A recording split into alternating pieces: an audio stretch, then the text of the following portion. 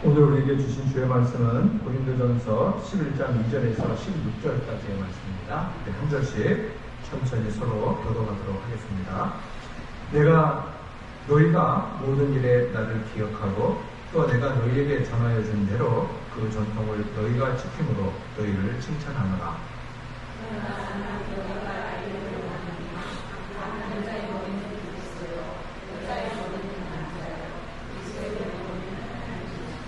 물은 남자로서 머리에 무엇을 쓰고 기도나 예언을 하는 자는 그 머리를 욕되게 하는 것이요.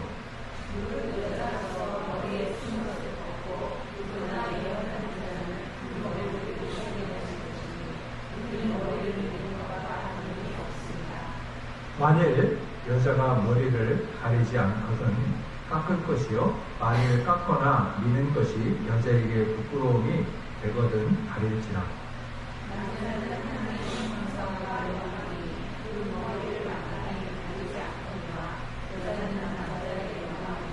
남자가 여자에게서 난 것이 아니요 여자가 남자에게서 났으며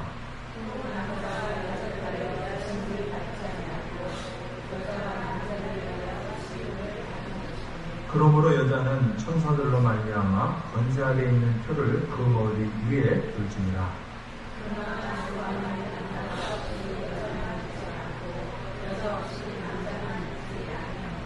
이는 여자가 남자에게서 난 것 같이 남자도 여자로 말미암아 났습니다. 그리고 모든 것은 하나님에게서 났느니라.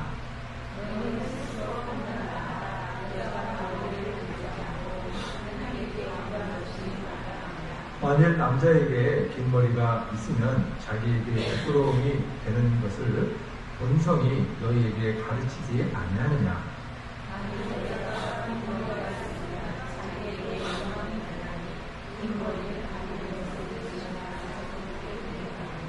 함께 있죠.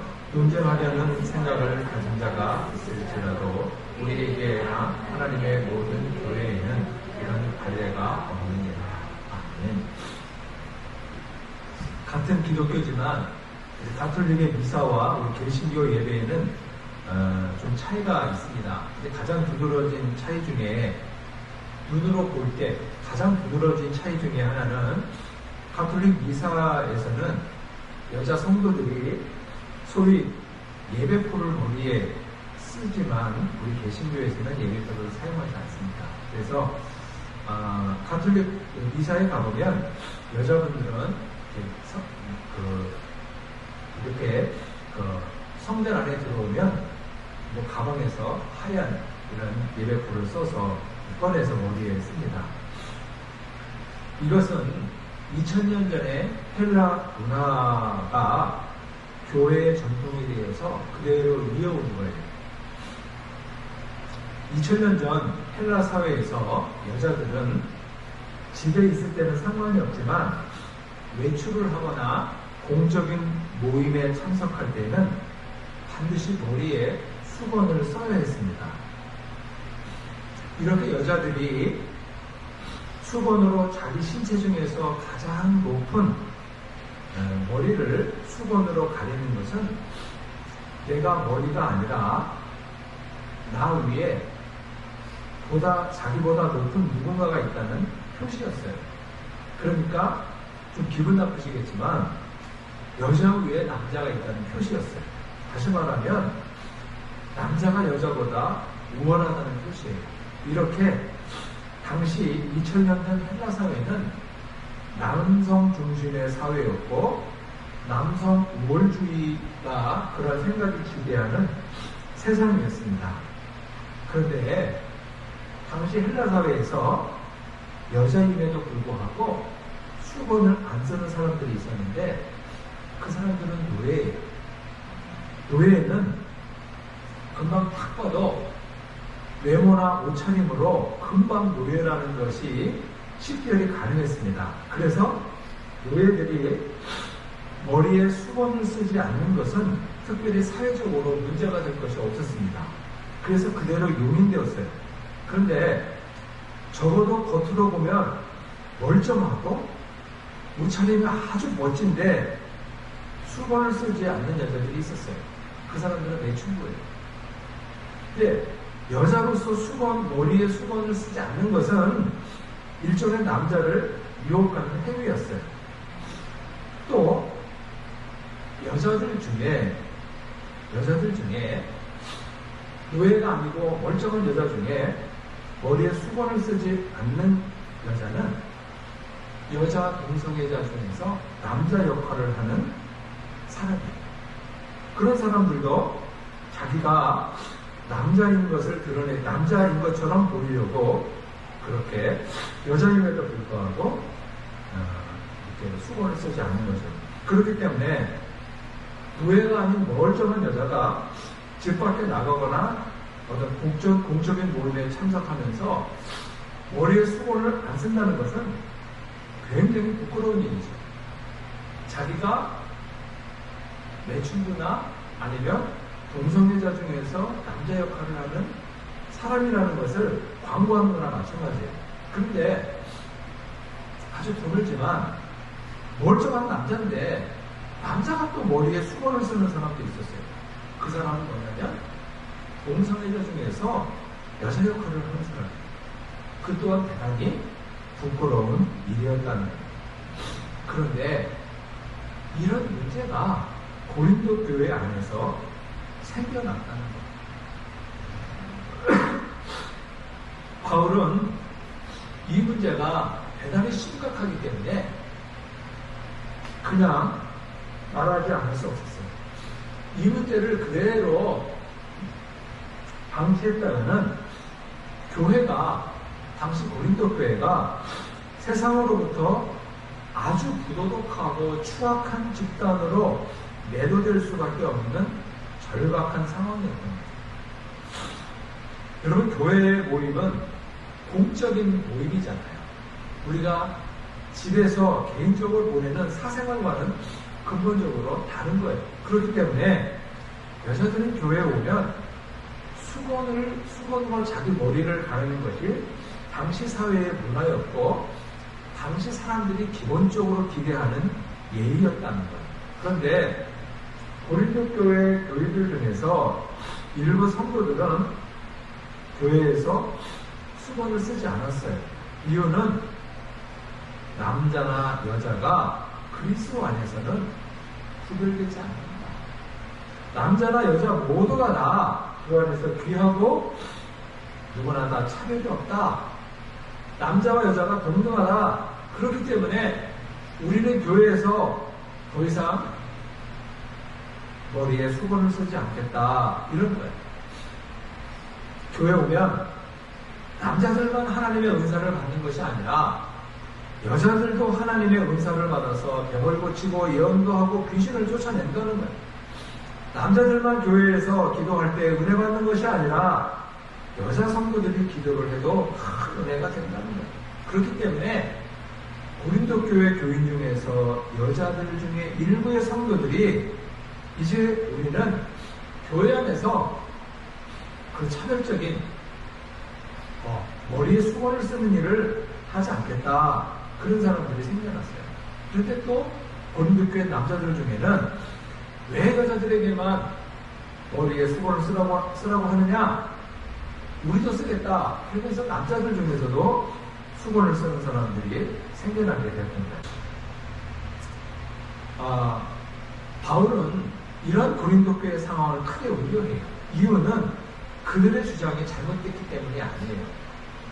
그리스도 안에서 남자와 여자가 서로 평등하다는 주장은 100번, 1000번 옳습니다.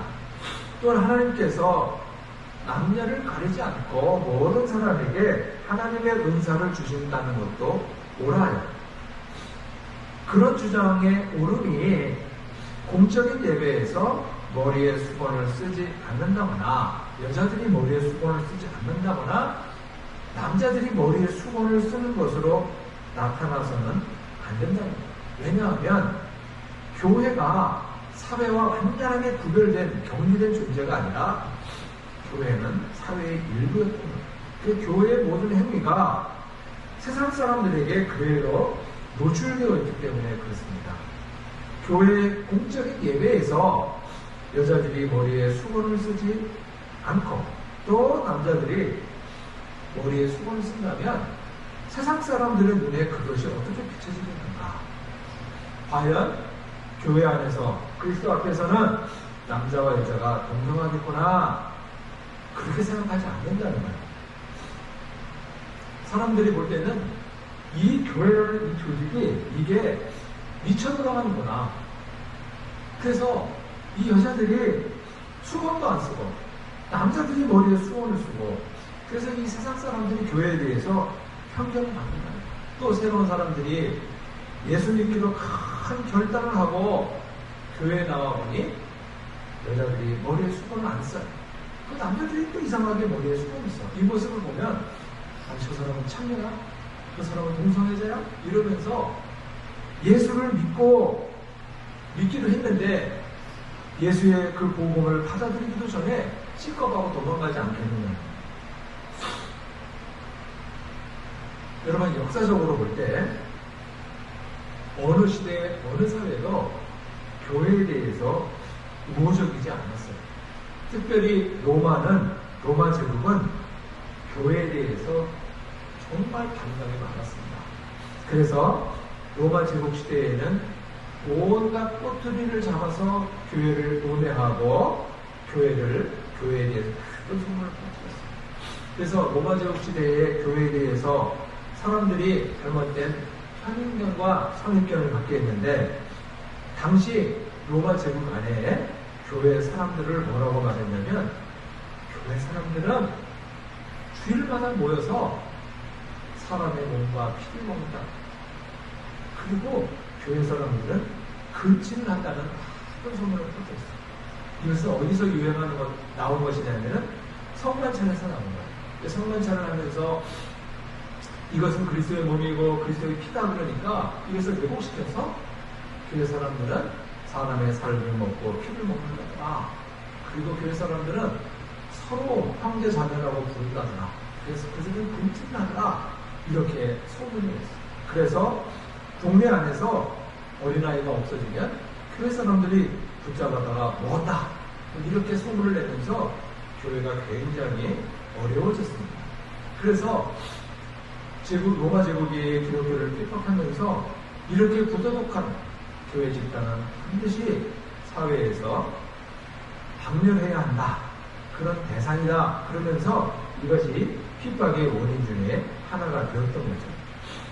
그러니까 이렇게 당시 세상은 교회에 대해서 온갖 꼬투리를 잡아서 잘못된 소문을 퍼뜨리는데, 이런 세상 속에서 고린도 교회 사람들이 교회 와서 여자들은 수건을 안 쓰고 남자들은 머리에 수건을 쓴다면, 그야말로 당시 고린도 교회가 세상에 대해서 얼마나 잘못된 편견과 잘못된 오해를 갖게 하겠느냐. 그것은 하나님의 영광을 가리고 세상으로 하여금 예수 그리스도의 그 피 묻은 복음에 대해서 마음의 눈과 귀를 훈련히 갖게 하는 정말로 나쁜 일이라는, 반드시 중단되어야 하는 일이라는 것입니다. 바울 사도가 교회 예배 때 여자들이 머리에 수건을 써야 하고 남자들이 머리에 수건을 쓰지 말아야 하는 것은, 그것은 당시 사회의 단순이기도 하지만 보다 더 근본적인 이유는 하나님의 질서이기 때문에 그렇다는 거예요. 바울 사도가 이렇게 고린도 교회를 향해서 이 수건 문제를 근본적으로 제기하는 것은, 교회가 사회에 대한 이미지도 이미지이지만 그보다는 더 본질적으로 하나님의 질서 때문에 그렇다는 거예요. 우리가 보면 3절에 보면 남자의 머리는 그리스도요, 여자의 머리는 남자요. 그리스도의 머리는 하나님이시라고 해요. 여기서 여자의 머리는 남자요 그러면 굉장히 기분 나쁠 거예요. 굉장히 차별적이라고 생각할 거예요. 여자의 머리는 남자다, 이런 말을 들으면 역시 당시 헬라 시대처럼 남성이 우월하다는 뜻이구나, 그렇게 생각하기 쉽다는 거예요. 그런데 그 뒤에 이어지는 말, 그리스도의 머리는 하나님이시다. 이 말씀을 보면 이것이 무슨 의미인지 분명하다는 거예요. 그리스도의 머리는 하나님이시라. 이 말은 성부 하나님이 성자 하나님보다 우월하거나 성자 하나님이 성부 하나님보다 열등하다는 뜻이 아니에요. 성부 하나님과 성자 하나님과 성령 하나님은 높고 낮음이 없는 동등한 본체예요. 성부, 성자, 성령은 하나님의 질서 속에서 삼위일체로 역사하신다는 뜻이에요. 그럼에도 불구하고 우리가 성부, 성자, 성령이라고 말해요. 뭐 성자, 성부, 성령 이렇게 말하네요. 항상 성부, 성자, 성령이라고 말하는 것은 그것은 하나님의 질서지 무엇에 높고 낮음이 아니라는 거예요. 그래서 그리스도의 머리는 하나님이시라. 이 말이 성부와 성자가 어느 것이 우월하고 어느 것이 열등하다는 뜻이 아니듯이 여자의 머리는 남자라. 이 말이 남자가 우월하고 여자가 열등하다는 뜻이 아니라는 거예요. 그럼에도 불구하고 왜 여자의 머리를 남자라고 했을까? 그것은 하나님의 창조 질서 때문입니다. 즉 하나님께서 남자를 먼저 만드시고 여자를 만드셨다는 그 질서, 그 순서지 어느 것이 그러니까 남자가 여자보다 우월하고 여자가 남자보다 열등하다 하는 뜻이 아니라는 것입니다. 그렇기 때문에 이러한 하나님의 질서를 생각하더라도 교회 안에서 여자들이 수건을 쓰는 것은 당연하다. 마치 여자들이 교회 안에서 수건을 쓰지 않는 것은 자기 머리를 이렇게 빡빡으로 밀어버리는 것과 똑같이 부끄러운 일이라는 거예요. 하나님께서 창조하신 여성성을 부정하는 것입니다. 여러분 오늘날도 보면 여자의 머리카락과 남자의 머리카락은 동등하지 않습니다. 우리가 싸움을 했을 때 남자의 머리를 상하는 것은 남자의 머리를 뽑거나 뭐 자르면 상해죄에 속하지 않지만 여자의 머리를 그러면 여자는 상해죄에 속해요. 그러니까 남자에게 있어서의 머리카락의 가치와 여자에게 있어 머리카락의 가치는 동등하지 않습니다. 굉장히 달라요. 우리나라의 법에서도. 이것은 옛날부터 그랬다는 거예요. 그래서 이 그리스도 교회, 이 고린도 교회 안에서 당시 여자들이 우리가 하나님 안에서 동등하다고 교회 안에서 수건을 쓰지 않고 또 남자들이 수건을 쓰는 것은 하나님께서 여성에게 주신 여성성, 남성에게 주신 그 남성성을 부정하는 것이라. 그렇기 때문에 그것은 옳지 않다는 것입니다. 여기까지의 말씀을 들으면 우리 중에는 그래도 뭔가 차별받는 것 같아요. 그래서 뭔가 이 사도 바울이 남자가 여자보다 우월하다고 말하는 것 같아요. 당시 헬라 사회의 그 문화에 흔들어주는 것 같아요. 그런 약간 오해의 여지가 있을 수 있어요. 그래서 사도 바울이 11절 이후의 말씀을 하는 것입니다. 하나님께서 남자와 여자를 창조하셨는데 남자와 여자는 독립적으로 존재하는 그런 존재가 아니라 상호 보완적이고 연합적인 존재예요. 여러분 이 세상은 남자들만으로 구성할 수 없고 여자들만으로도 구성할 수가 없어요. 여자들만으로 구성된 세상도 남자들만으로 구성된 세상도 없습니다. 그것은 지속 가능하지 않죠.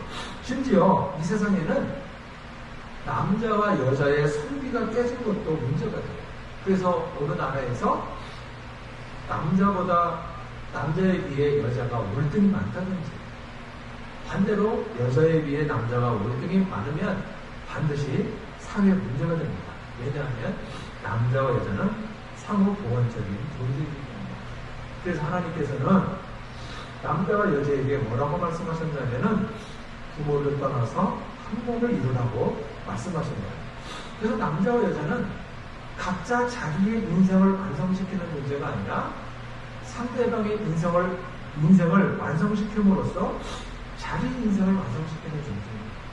그래서 아내는 남편을, 남편은 아내의 인생을 성공시킴으로써 자기 인생을 성공시키는 그런 상호보완적인 존재라는 것입니다.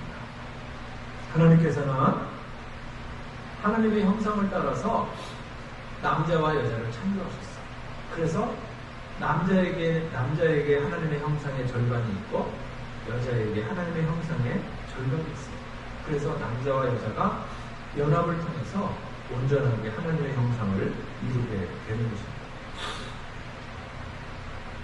하나님께서 이렇게 남자와 여자를 상호보완적인 존재로 태어나게 하셨다. 본문 12절에 보시면 여자가 남자에게서 난 것 같이 남자도 여자로 말미암아 태어났다. 이런 말씀을 하시는데 이게 무슨 뜻이냐면 태초 에덴 동산에서 하나님께서는 아담을 잠들게 하신 후에 아담의 몸에서 갈비뼈를 취하셔서 하와를 만드셨어요. 그런데 그 이후 아담과 하와 이후에 태어나는 모든 인간은 어머니의 몸을 통해서 태어나게 하셨어요. 그렇기 때문에 여자가 남자에게서 태어난 것 같이 남자도 여자로 말미암아 태어났다. 이것은 남자와 여자가 서로 상호보완적인 존재, 그리고 이 세상에서 서로 공존하며 서로를 완성시키는 존재랍니다. 여러분, 우리가 하나님께서 왜 나를 남자로 태어나게 하셨을까? 하나님께서 왜 나를 여자로 태어나게 하셨을까? 하나님께서 왜 나를 이 세상에 참 많은 나라가 있는데 하필이면 한국 사람으로 태어나게 하셨을까? 하나님께서 왜 나를 김씨성을 가진 사람으로 태어나게 하셨을까? 하나님께서 왜 나를 이씨성을 가진 사람으로 태어나게 하셨을까? 그거 모르는 거예요. 그것은 부모의 영역도 아니고 나의 영역도 아니고 하나님의 영역이에요. 부모가 이번에는 아들을 낳아야 되겠다. 그래서 아들 낳는 게 아니에요. 이번에 딸을 낳아야 되겠다. 딸 낳는 것이 아니에요. 그러니까 이 인간의 태어남, 남자로 태어나고 여자로 태어나고 이 모든 것은 하나님의 주권적인 영역이라는 거예요. 그렇기 때문에 우리가 하나님을 믿는다는 것은 하나님의 역사, 하나님의 섭리에 순종하는 것은 아닙니다. 그래서 하나님께서 나를 남자로 태어나게 하셨다. 하나님께서 나를 여자로 태어나게 하셨다면 하나님께서 나를 남자로 태어나게 하신 나의 남성성을 내가 잘 갖고 가야 하고, 여성으로 태어나게 하셨다면 여성성을 잘 발전시켜야 합니다. 남성성의 핵심은 힘이 아니라 관대함이고, 여성성의 핵심은 부드러움입니다. 그렇기 때문에 우리는 남자로서 남성성, 관대함과 여자로서의 그 부드러움, 그것을 잘 발전시켜서 부부는 상대의 여성성을, 상대방의 남성성을 잘 발전시킬 때, 그래서 가장 이상적인 상호 보완의 관계를 이룰 수가 있다는 겁니다. 이러한 하나님의 질서에 순응해서, 하나님의 질서에 이렇게 따라서 우리가 이 예배를 통해서도 예배의 이 공적인 예배에 우리가 하나님의 이 창조에 내가 순응한다는 의미로도 반드시 여자들은 머리에 수건을 쓰는 것이 맞고 남자들은 머리에 수건을 쓰지 않는 것이 당시 세상의 사회 관습에도 맞을 뿐만 아니라 하나님의 창조의 질서에도 맞다는 것입니다. 이제 말씀을 정리하면 바울 사도는 고린도전서 8장부터 11장 1절까지의 말씀을 통해서 소위 아디아코레, 그러니까 하나님의 율법 중에서 하라, 하지 말라, 여기에 속하지 않은 이 문제에 대해서 우리가 어떻게 판단해야 되는지를, 어떻게 결정해야 되는지를 그 중요한 원칙을 제시했는데, 그것이 뭐냐면은 공동체의 유익이고 공동체의 덕이라는 겁니다. 다시 말하면 약자에 대한 배려입니다. 이런 원칙은 어디서 나온 것이냐면 바울 사도의 목회적인 관점에서 나온 것입니다. 만약에 하나님께서 하라, 하지 말라 이렇게 명백하게 구분이 안 되어서 해도 되고 안 해도 되는 문제라면 바울은 그냥 네 양심에 맞게 해라. 너 양심에 맞게 따라서 하라. 이렇게 말할 수도 있는데 그렇게 하지 않는 것은 바울의 목회적인 관점 때문에, 목회적인 고려 때문에. 그래서 바울은 교회 공동체의 덕과 교회 공동체의 유익을 생각해서 무엇이 덕이 되는지, 무엇이 유익이 되는지를 생각합니다. 내게 모든 것이 가하지만 그것이 유익한 것이 아니고, 내게 모든 것이 가하지만 그것이 덕이 되는 것이 아니다. 이것이 바울이 갖고 있는 목회적인 관점을 통한 배려였어요. 근데 당시 이것이 바울은 당시 고린도 교회의 공적인 예배에도 그대로 적용하는 것입니다. 그래서 당시 교회가 세상 사람들로부터 오해를 받아서는 안 돼요. 그러니까 가만히 있어도 세상은 교회를 오해하고 교회에 대해서 부정적인 이미지를 자꾸 씌우려고 했는데 교회 스스로가 그렇게 부정적인 이미지를 만들어서 세상에 줄 이유가 없다는 거예요. 그래서 우리 교회의 사람들이 교회에 나와서 여자들은 머리에 수건을 안 쓰고 남자들은 머리에 수건을 써서 세상 사람들이 볼 때는 이거 한번에 미친 사람들처럼 완전히 도덕적으로 해준적인 사람들처럼 이렇게 보일 이유가 없다는 것입니다. 그렇기 때문에 하나님이 나를 남성으로 나를 여성으로 지어주셨다면 그런 하나님의 섭리에 순종해서 나의 남성성, 관대함과 또 나의 여성성, 이 부드러움을 더 잘 발전시켜서 그래서 서로가 서로에게 더 좋은 배우자 그리고 다른 사람의 부족한 부분을 채워주는 상호 보완적인 역할을 잘 감당해야 한다는 것입니다. 그런 면에서 당시 고린도 교회가 머리에 수건을 쓰지 않는 이러한 문제는 반드시 시정되어서 교회가 세상에 대해서 좋은 이미지를 갖게 할 뿐만 아니라 하나님의 창조 질서에 교회가 순응하고 있다 하는 모습을 보여주는 것이 대단히 중요합니다. 그래서 우리가 하나님의 창조 질서, 하나님께서 나에게 주신 여성성, 남성성을 잘 발전시킬 때, 그럴 때 우리는 상대방을 도울 수 있고 그것이 곧 자신의 삶을 완성해가는 하나님의 창조 질서에 순응해가는 것이다 하는 것입니다. 그래서 오늘 우리는 이러한 사도 바울의 이 권면을 잘 바라보면서 이 권면을 통해서 우리도 목회적인 관점, 우리가 무엇을 판단하고 무엇을 행할 때 무엇이든지 우리가 강하지만 그것이 덕을 세우는 것인가, 그것이 공동체에 유익한 것인가, 하나님의 창조 질서에 부합하는 것인가 잘 판단하면서 우리의 판단에 잘못된 것이 없도록 이렇게 해야 할 필요가 있겠습니다. 또한 하나님께서 허락하신 역사와 선물을 잘 발전시켜가는 은총의 실행이 될 수 있기를 바랍니다. 기도하겠습니다. 자비로우신 하나님, 주의 은혜를 감사드립니다.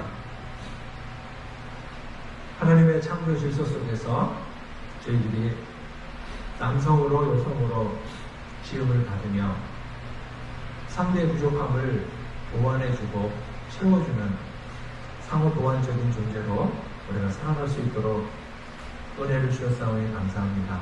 상대를 잘 돕고 부족한 부분을 채워서 내 삶을 완성해가는 지혜로운 자들이 되게 해주시고, 우리가 이 아기와 포레의 문제에 있어서 무엇이 교회의 덕이고 유익이 되는지를 잘 판단하여서 우리가 모든 것을 바르게 판단해 나가는 저희들이 될 수 있도록 은혜를 베풀어 주옵소서. 예수님의 이름으로 기도하옵나이다.